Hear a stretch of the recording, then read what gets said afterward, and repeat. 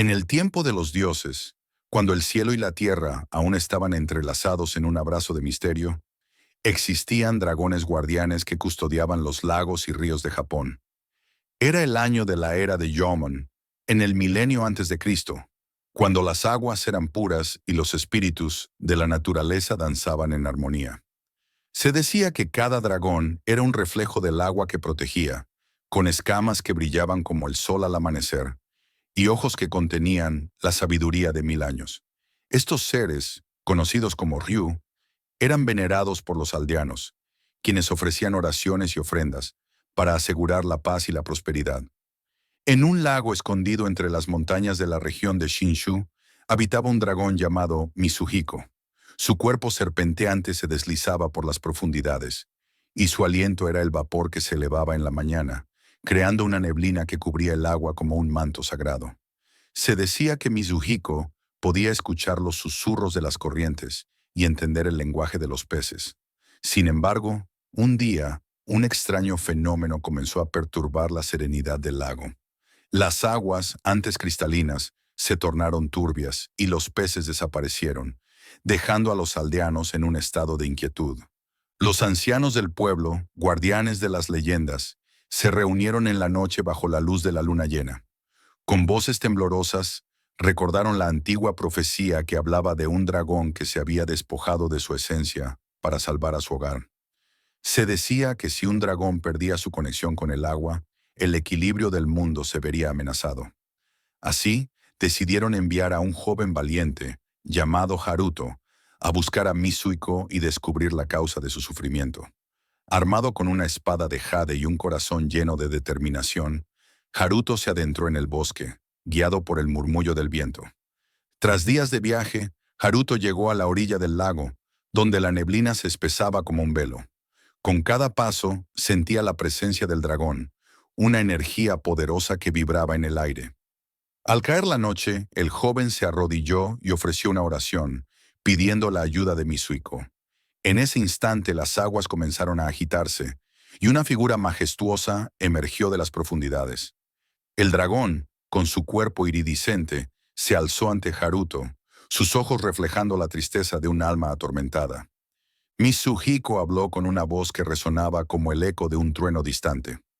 Reveló que un antiguo espíritu maligno, conocido como Yurei, había sido liberado de su prisión en las profundidades del lago.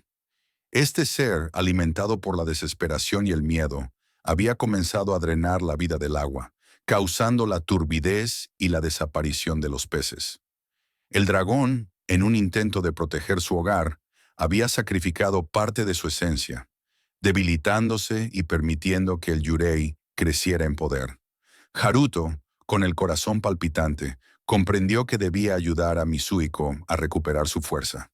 Con la guía del dragón, Haruto se aventuró en las profundidades del lago, donde las sombras danzaban y los ecos de lamentos resonaban. Allí, en un oscuro abismo, encontró al Yurei, una figura espectral con ojos vacíos que reflejaban la desesperación de aquellos que habían sido atrapados en su trampa. Con valentía, Haruto desenvainó su espada de jade, que brillaba con la luz de la luna, y se enfrentó al espíritu maligno. La batalla fue feroz, y el agua a su alrededor se agitaba como un torbellino, mientras el joven luchaba no solo por su vida, sino por el destino del lago y de Mitsuhiko. En el clímax de la lucha, Haruto recordó las enseñanzas de los ancianos, el poder del amor y la esperanza. Con un grito que resonó en las profundidades, invocó la fuerza de los aldeanos que habían rezado por la paz del lago. La luz de su espada se intensificó, y con un golpe certero, atravesó la esencia del Yurei, liberando a las almas atrapadas y restaurando el equilibrio. El espíritu maligno se desvaneció en un susurro, y las aguas comenzaron a brillar nuevamente, purificándose de la oscuridad.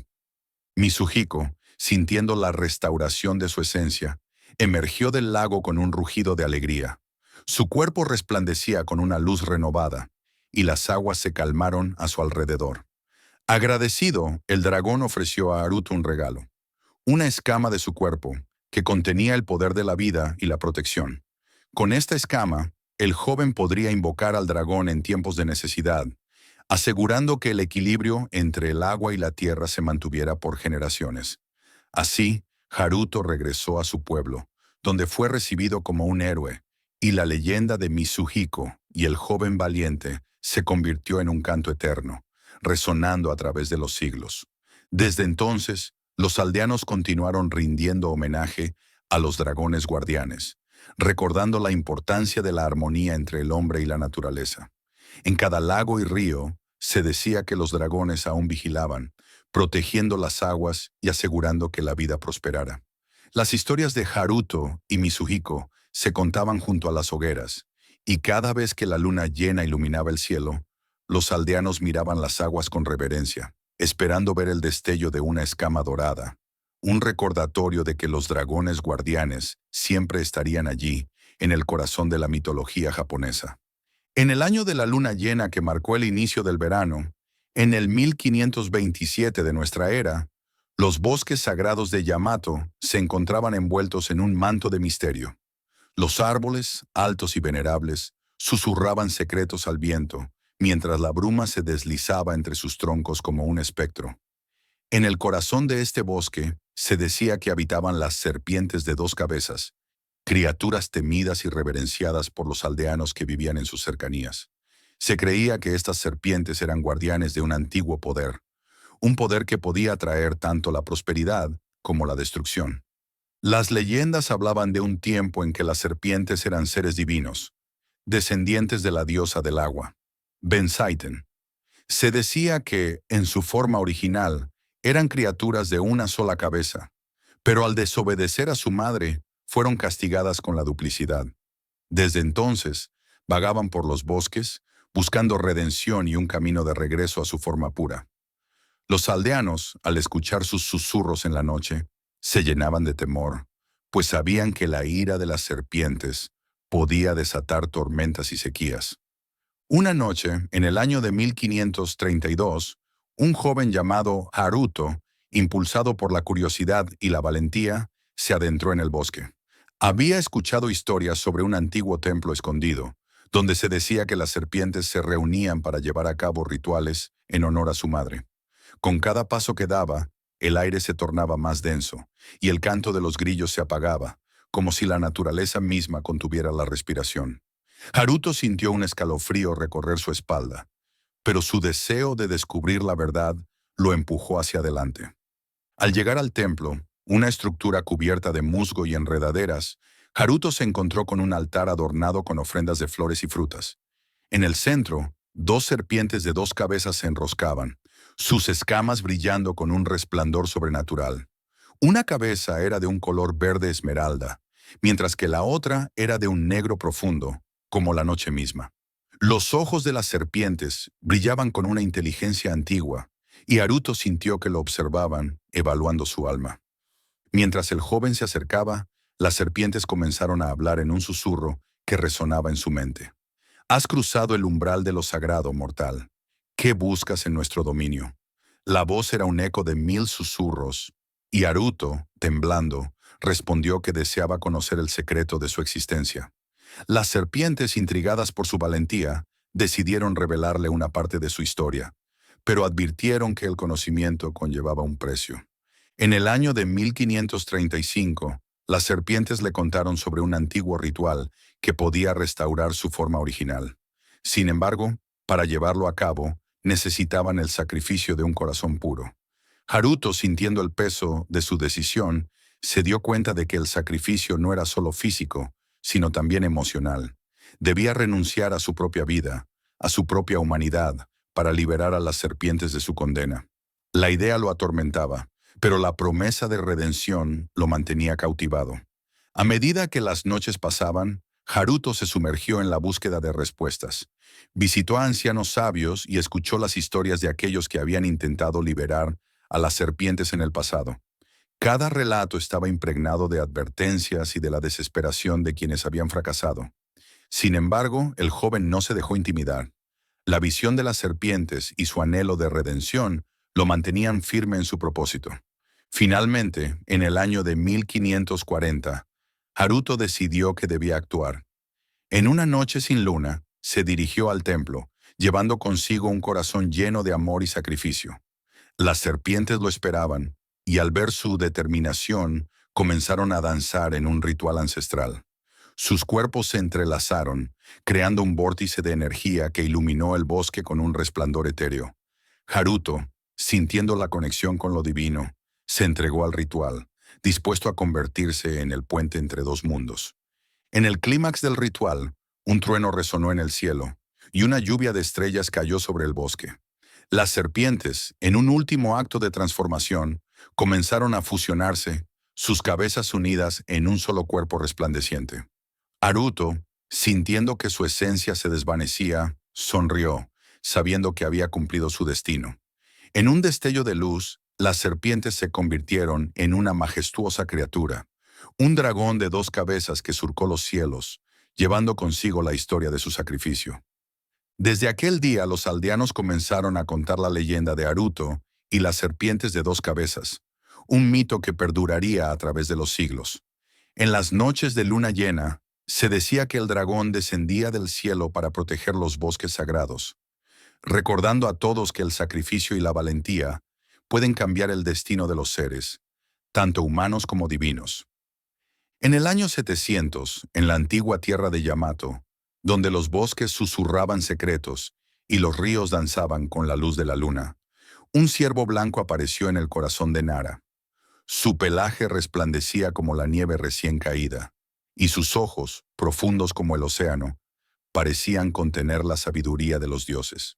Los aldeanos, al verlo, sintieron un escalofrío recorrer sus espinas, pues sabían que un ser tan magnífico no podía ser sino un mensajero de los kami, los espíritus divinos que habitaban en cada rincón de la naturaleza.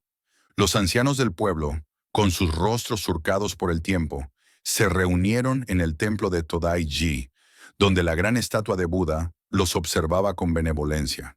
Allí, bajo la luz tenue de las lámparas de aceite, comenzaron a murmurar sobre la aparición del ciervo. «Es un augurio», dijo uno de ellos, su voz temblorosa como las hojas en otoño, «un signo de que los dioses han decidido comunicarse con nosotros». La atmósfera se tornó densa, cargada de un misterio que parecía envolver a todos los presentes. Al día siguiente, el ciervo blanco fue visto nuevamente, esta vez en el bosque sagrado de Kasuga, donde los árboles se alzaban como guardianes de secretos antiguos. Los jóvenes del pueblo, impulsados por la curiosidad, decidieron seguirlo. A medida que se adentraban en el bosque, el aire se volvió más fresco, y el canto de los pájaros se desvaneció, como si la naturaleza misma contuviera la respiración. El ciervo, con su andar elegante, guiaba a los jóvenes hacia un claro iluminado por la luz del sol, donde un altar olvidado y cubierto de musgo se alzaba en el centro.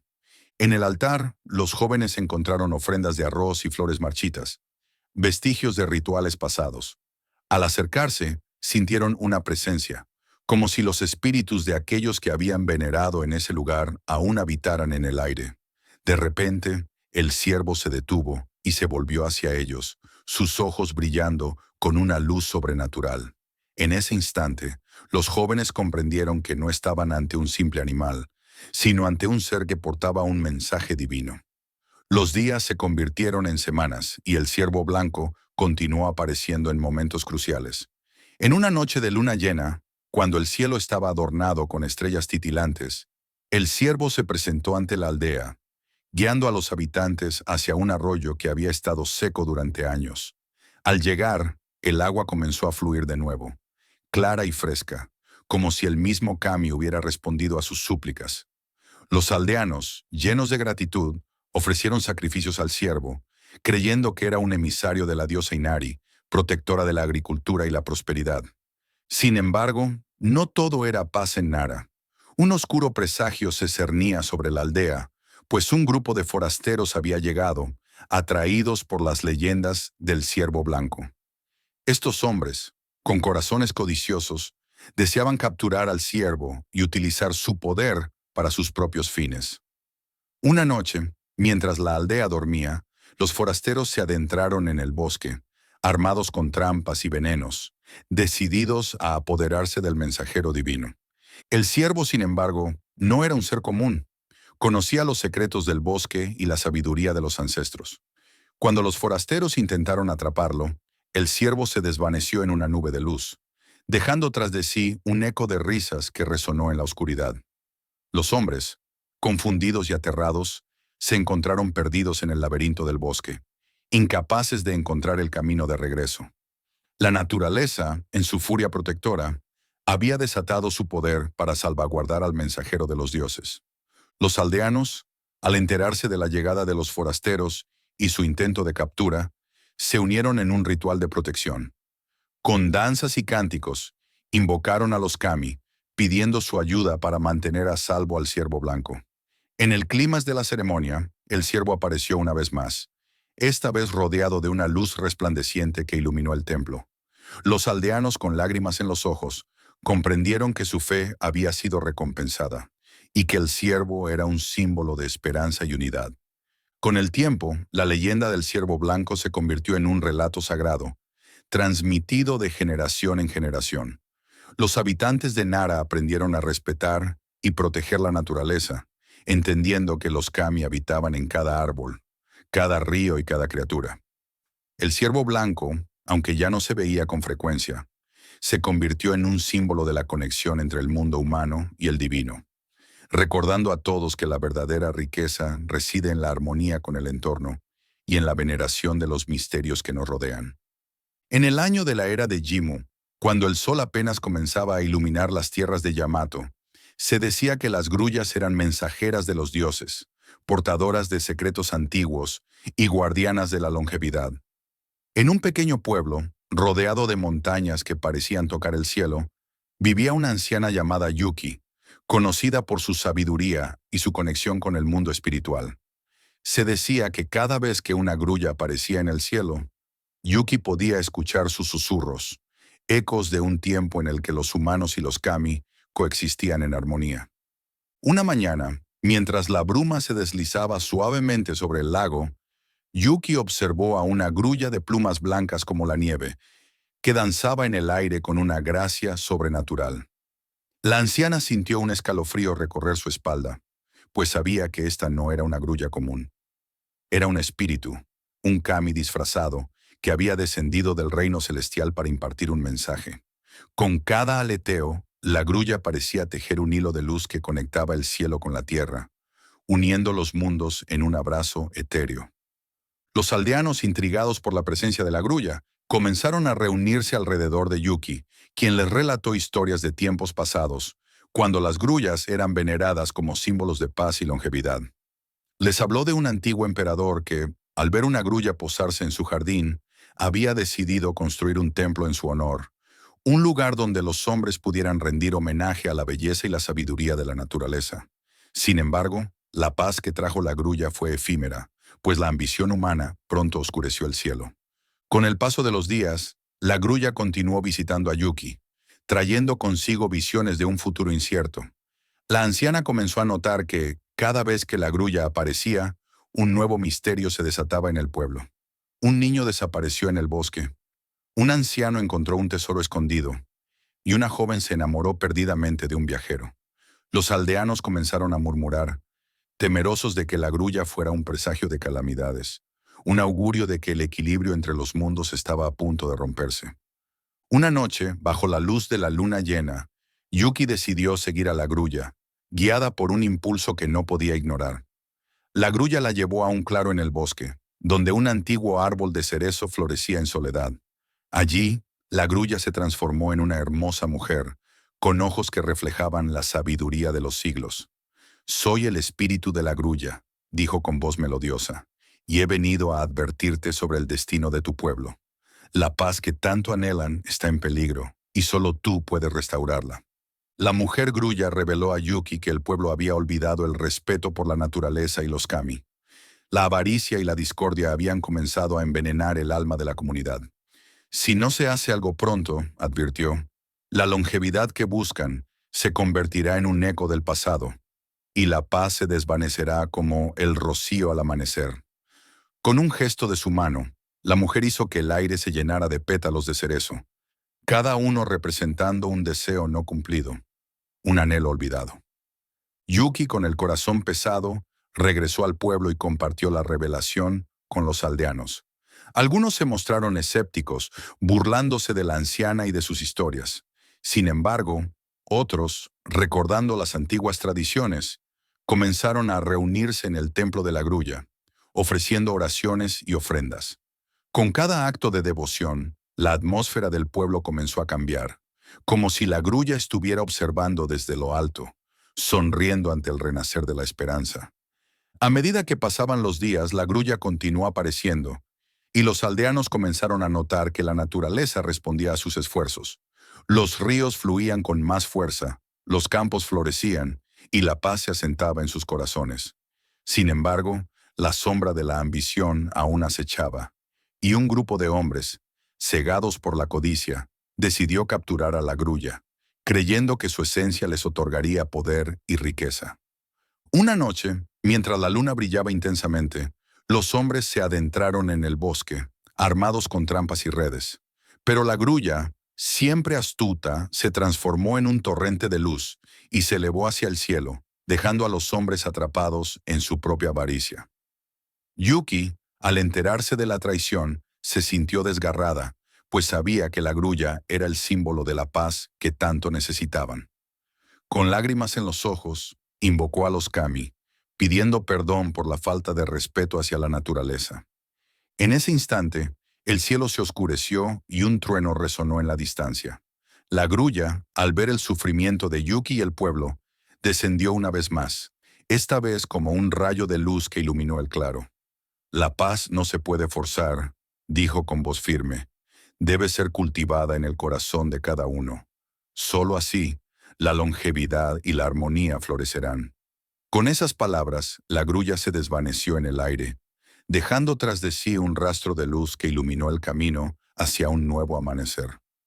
En el tiempo en que el cielo y la tierra aún estaban entrelazados en un abrazo de misterio, en el año de la primera luna llena del tercer mes, surgió un susurro en el viento que atravesaba los bosques de Japón. Era un sonido etéreo, como el canto de un ave que nunca había sido vista. En aquel entonces, los dioses caminaban entre los mortales, y el mundo estaba lleno de maravillas y secretos. En este contexto, el dios de la creación, Takeminakata, decidió que era hora de tejer un nuevo hilo en el tapiz de la existencia: el bambú. El bambú, con su tallo recto y flexible, emergió de la tierra como un regalo divino. Se decía que cada caña de bambú contenía la esencia de los mundos, un puente entre el reino de los humanos y el de los kami, los espíritus que habitaban en la naturaleza. En el año de la segunda cosecha del quinto mes, Takeminakata, con su mirada sabia y profunda, observó cómo el bambú crecía, sus hojas susurrando secretos a los vientos. Los aldeanos, al ver su esplendor, comenzaron a venerarlo, creyendo que era un símbolo de la conexión entre lo tangible y lo etéreo. Sin embargo, no todos los seres eran benevolentes. En el año de la tormenta de estrellas, un espíritu maligno, conocido como Yurei, se sintió amenazado por la creciente adoración hacia el bambú. Este espectro, que vagaba entre las sombras, había sido una vez un dios de la fertilidad, pero había caído en desgracia y ahora buscaba venganza. En su ira, decidió que el bambú debía ser destruido, pues su existencia amenazaba su dominio sobre el mundo de los muertos. Una noche, bajo la luz de la luna llena, Yurei se deslizó entre los árboles, su forma etérea apenas visible. Con un susurro helado, invocó a las fuerzas oscuras que habitaban en el bosque. Las sombras comenzaron a danzar, y el viento se tornó gélido. Pero el bambú, en su sabiduría ancestral, no se dejó amedrentar. Sus cañas comenzaron a vibrar, resonando con la energía de los kami que lo habían creado.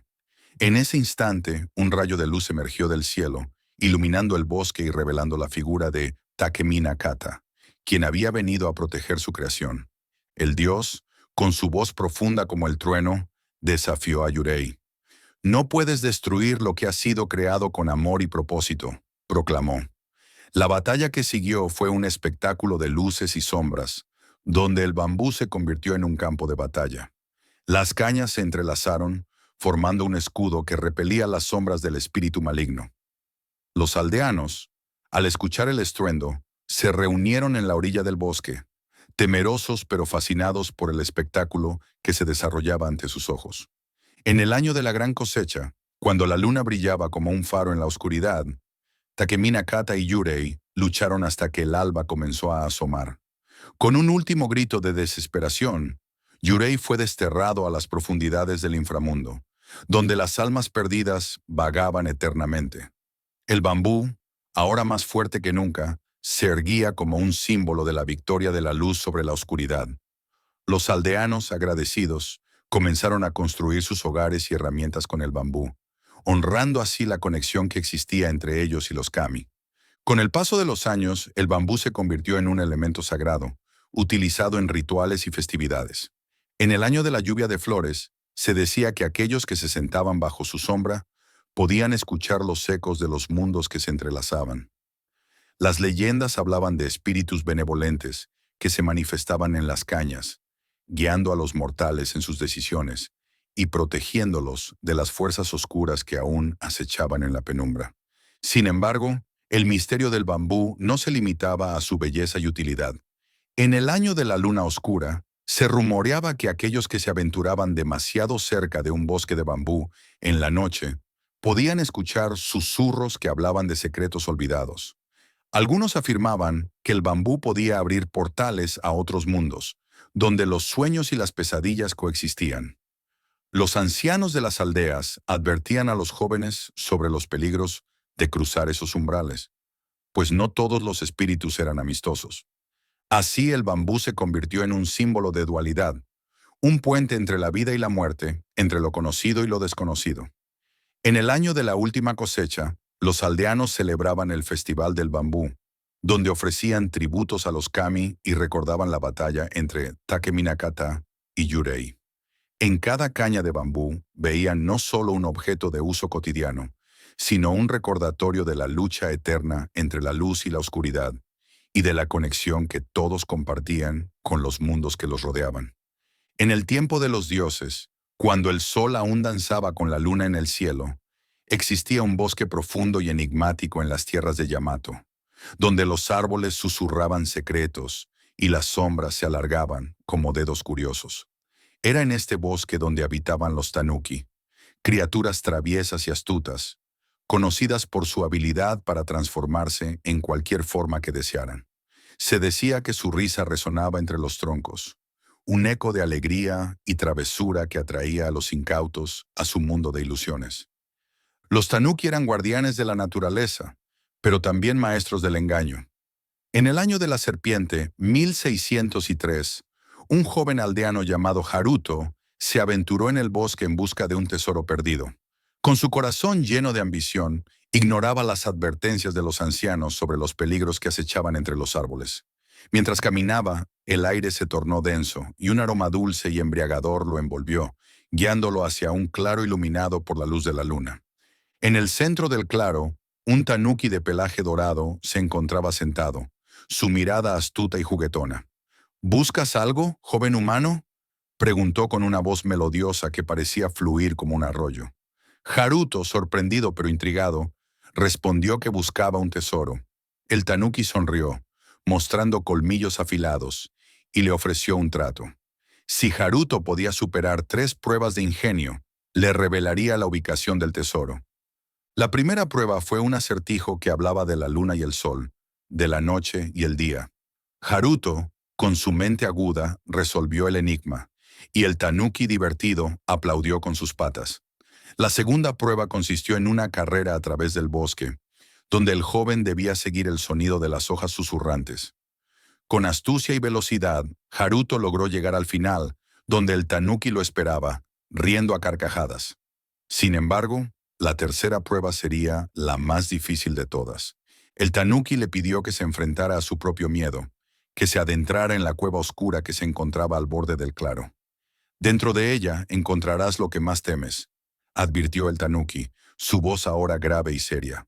Haruto, temblando, se adentró en la cueva, donde las sombras danzaban y susurros inquietantes llenaban el aire. Allí se encontró con su reflejo, no como un joven valiente, sino como un ser lleno de dudas y temores. En ese momento comprendió que el verdadero tesoro no era oro ni joyas, sino la valentía de enfrentar sus propios demonios.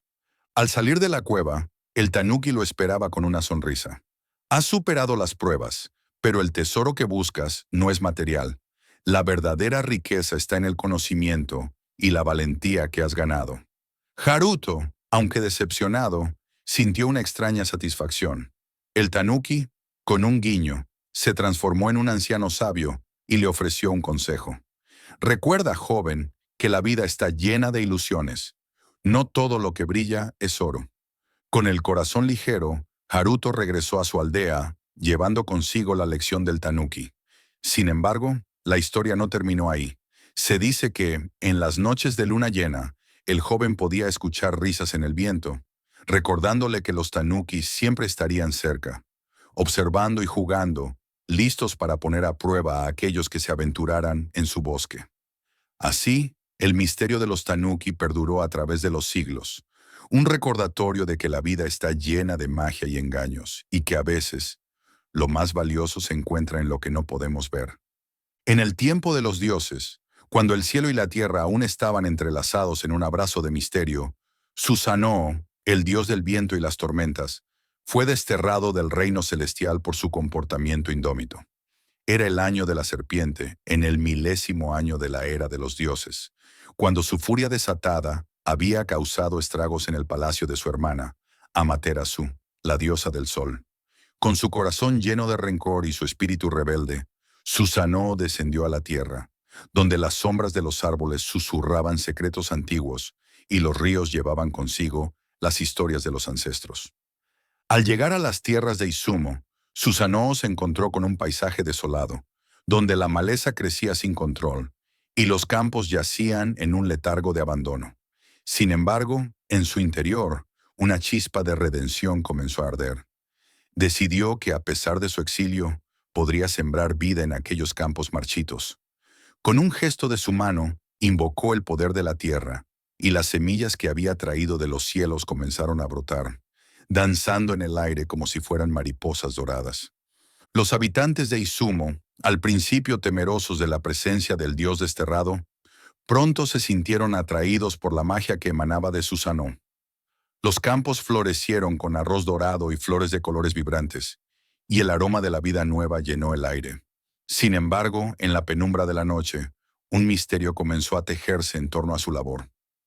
Las sombras de los árboles parecían cobrar vida, y susurros de antiguas leyendas flotaban en el viento, advirtiendo a los mortales sobre la naturaleza caprichosa de los dioses. Una noche, mientras Susanoo trabajaba en el campo, un anciano apareció ante él, con una mirada que reflejaba la sabiduría de los siglos. «Hijo de la tormenta», dijo el anciano, «tu poder es inmenso, pero recuerda que la tierra también tiene sus guardianes. No todo lo que siembras florecerá sin consecuencias». Susanoo, intrigado, escuchó atentamente, sintiendo que las palabras del anciano resonaban en su ser. Sin embargo, su orgullo lo llevó a ignorar la advertencia, y continuó su labor con fervor. A medida que los días se convertían en semanas, los campos de Izumo se transformaron en un mar dorado de espigas, pero en la oscuridad, algo siniestro comenzó a gestarse. Las criaturas de la noche, atraídas por la abundancia, comenzaron a acechar los campos. Espíritus traviesos y demonios de la mitología antigua se manifestaron, buscando aprovecharse de la generosidad de Susanoo. Las cosechas, que deberían haber sido un regalo, se convirtieron en un campo de batalla entre la luz y la oscuridad.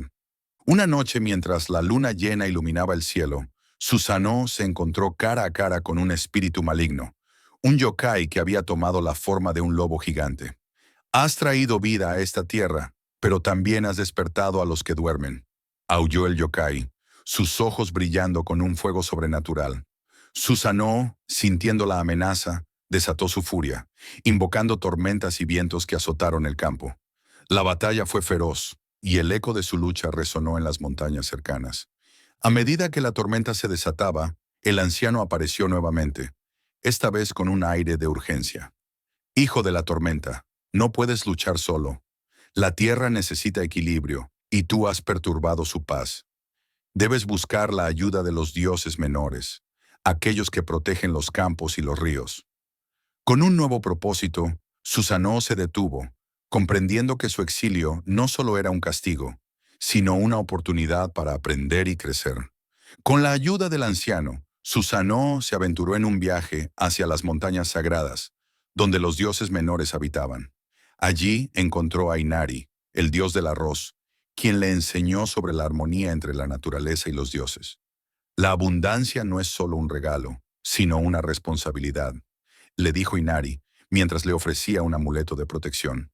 Con este nuevo conocimiento, Susanoo regresó a Izumo, decidido a restaurar el equilibrio que había perturbado. Al regresar, Susanoo se enfrentó al yokai una vez más, pero esta vez no estaba solo. Con el poder de los dioses menores a su lado, invocó una tormenta que no solo destruyó al espíritu maligno, sino que también purificó la tierra.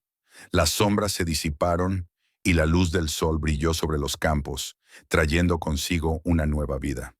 Los habitantes de Izumo, agradecidos, comenzaron a venerar a Susanoo, no solo como un dios de la tormenta, sino como un protector de la cosecha y la abundancia. Así, en el año de la serpiente, Susanoo no solo sembró campos, sino que también sembró la semilla de la sabiduría en su corazón. Aprendió que incluso los dioses deben rendir homenaje a la tierra que habitan, y que el verdadero poder radica en la armonía entre el cielo y la tierra. Las leyendas de su exilio y su redención se convirtieron en un canto eterno, resonando a través de los siglos, recordando a todos que incluso en la oscuridad, siempre hay una luz que puede guiar el camino. En el tiempo de los antiguos, cuando el mundo aún era joven y los kami, espíritus divinos, caminaban entre los mortales, existía un vasto reino de aguas que se extendía más allá de la vista. Era el año de la serpiente, en el 1000º año de la era de los dioses, cuando los ríos y lagos eran considerados sagrados, y cada gota de agua era un regalo de los kami del agua. Estos espíritus, conocidos como Mizukami, eran venerados por su poder para traer lluvias que fertilizaban la tierra y aseguraban la prosperidad de las cosechas. En una aldea situada a la orilla de un río cristalino, los aldeanos celebraban cada año el Festival de las Lluvias, un ritual en el que ofrecían arroz y flores a los Mizukami, implorando su favor. Sin embargo, en el año de la grulla, en el 1901 de la era de los dioses, una sombra oscura se cernió sobre la aldea. Las lluvias, que antes caían con generosidad, comenzaron a escasear, y el río, que solía ser un torrente de vida, se convirtió en un hilo de agua turbia y escasa. Los ancianos de la aldea, con sus rostros surcados por el tiempo, se reunieron en el templo dedicado a los kami del agua. Allí, en la penumbra, se susurraban historias de un antiguo pacto entre los humanos y los Mizukami, un acuerdo que había sido olvidado por generaciones. Se decía que, en tiempos remotos, un joven sacerdote había desafiado a los dioses, rompiendo el vínculo sagrado al desobedecer un mandato divino. Desde entonces, las lluvias se habían vuelto caprichosas, y el equilibrio entre el cielo y la tierra se había visto alterado. Una noche, mientras la luna llena iluminaba el cielo, un misterioso viajero llegó a la aldea. Su presencia era inquietante, y su mirada, profunda como el océano. Se presentó como Kaito, un mensajero de los Mizukami, y trajo consigo un mensaje de advertencia. Los kami del agua están enojados, dijo con voz grave.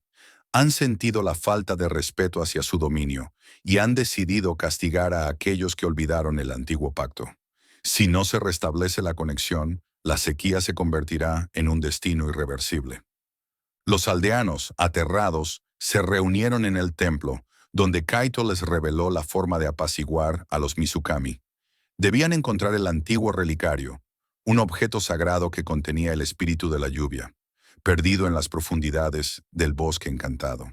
Solo al devolverlo a su lugar en el altar del templo, podrían restaurar el equilibrio y recuperar las lluvias. Sin embargo, el bosque estaba lleno de peligros, y aquellos que se aventuraban en sus sombras a menudo no regresaban. Decididos a salvar su hogar, un grupo de valientes aldeanos se adentró en el bosque. A medida que avanzaban, el aire se volvía más denso y el silencio se hacía abrumador. Los árboles, altos y retorcidos, parecían susurrar secretos olvidados, y sombras danzaban entre las ramas. En el corazón del bosque, encontraron un claro donde un antiguo árbol venerable y sabio, se erguía como un guardián. En sus raíces, oculto entre la maleza, yacía el relicario, cubierto de musgo y polvo del tiempo. Al tocar el relicario, los aldeanos sintieron una oleada de energía que recorría sus cuerpos. Sin embargo, al mismo tiempo, una risa burlona resonó en el aire, y una figura etérea emergió de la oscuridad. Era el espíritu del joven sacerdote, condenado a vagar por el bosque por su desobediencia. ¿Creen que pueden restaurar lo que una vez se rompió? Zrenia se burló. El camino hacia la redención está lleno de sacrificios y pruebas. Solo aquellos que demuestren su valía podrán recuperar el favor de los kami. Con el relicario en mano, los aldeanos enfrentaron las pruebas del bosque. Ilusiones que desafiaban su cordura, criaturas que susurraban sus peores temores y desafíos que ponían a prueba su lealtad y valentía. Cada prueba superada les acercaba más a la redención, pero también revelaba la fragilidad de su conexión con los kami. Finalmente, tras lo que pareció una eternidad, lograron regresar al templo, donde Kaito los esperaba con una mirada de esperanza. Al colocar el relicario en el altar, una luz brillante llenó el templo, y el aire se cargó de una energía vibrante. Los cielos comenzaron a oscurecerse, y un trueno resonó en la distancia. Las primeras gotas de lluvia cayeron, suaves al principio, pero pronto se convirtieron en un torrente que llenó el río y revivió la tierra sedienta. Los aldeanos, con lágrimas de alegría, comprendieron que habían restaurado el antiguo pacto, y que la conexión con los kami del agua era un lazo sagrado que debían honrar eternamente. En el año de la serpiente, en el 1000º año de la era de los dioses, cuando el cielo se teñía de un azul profundo y las montañas susurraban secretos a los vientos, los habitantes de Yamato se encontraban en un estado de inquietud. Las cosechas eran escasas y las lluvias, caprichosas. En medio de esta incertidumbre, un anciano sabio, conocido como Kojin, se adentró en el bosque sagrado de Takamagahara, donde se decía que los dioses se reunían para deliberar sobre el destino de los mortales. Con su bastón de madera de sakura, Kojin invocó a los kami, los espíritus que habitaban en cada rincón de la naturaleza. Mientras el anciano ofrecía arroz y sake en un altar improvisado, una brisa suave comenzó a soplar, trayendo consigo un murmullo que resonaba como un canto lejano. De entre las sombras emergió Amaterasu, la diosa del sol, con su radiante luz iluminando el bosque. Su presencia era tan poderosa que incluso los árboles se inclinaban en reverencia. Kojin, dijo con voz melodiosa, los hombres han olvidado cómo honrar a los dioses. Deben recordar que la gratitud es el camino hacia la abundancia. Amaterasu, con un gesto de su mano, hizo que brotaran flores de loto en el suelo, cada una simbolizando un aspecto de la vida: la prosperidad, la salud, la paz y la alegría. Crea un festival, un matsuri, donde los mortales puedan reunirse y ofrecer sus corazones a los kami. Que la música, la danza y la comida fluyan como ríos, y que cada ofrenda sea un puente entre el cielo y la tierra. Así la diosa sembró la semilla de lo que se convertiría en una tradición sagrada. Al regresar a su aldea, Kojin compartió la revelación con los ancianos del pueblo. Al principio, algunos se mostraron escépticos, temerosos de lo desconocido. Sin embargo, la voz de Kojin resonaba con la sabiduría de los ancestros. Y pronto, la idea del Matsuri comenzó a tomar forma. Se organizaron danzas, se tejieron cintas de colores y se prepararon platos exquisitos, cada uno destinado a honrar a un kami específico. La emoción creció como un fuego en el corazón de la comunidad. El día del festival llegó, y el aire estaba impregnado de un aroma dulce y especiado. Las calles se llenaron de risas y cantos, mientras los habitantes de Yamato se vestían con sus mejores kimonos, adornados con flores y cintas. En el centro de la aldea se erigió un gran torii, un arco sagrado que marcaba la entrada al mundo de los dioses.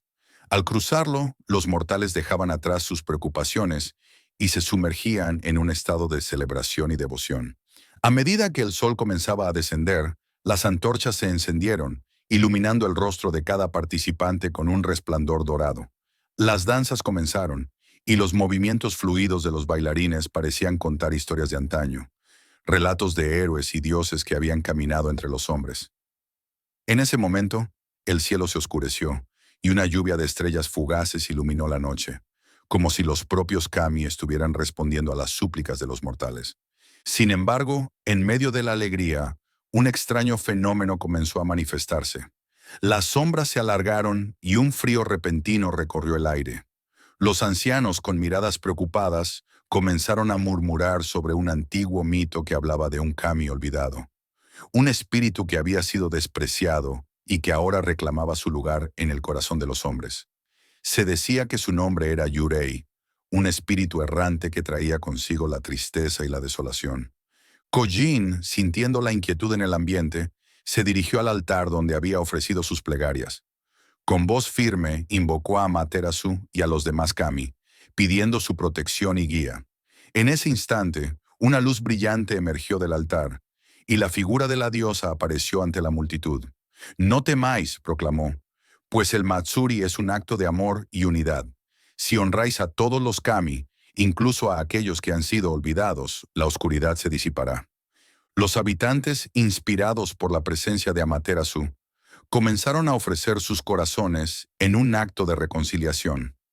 Con cada danza, cada canto y cada ofrenda, invocaron a Yurei, pidiéndole perdón por el olvido. La atmósfera se transformó y el frío se desvaneció, dando paso a una calidez que envolvió a todos. En ese momento, el espíritu errante se sintió reconocido y, en un destello de luz, se unió a la celebración, convirtiéndose en un guardián de los festivales Matsuri. Así, en el 1000º año de la era de los dioses, nació la tradición de los Matsuri, un festival que no solo honraba a los kami, sino que también recordaba a los mortales la importancia de la gratitud y la unidad.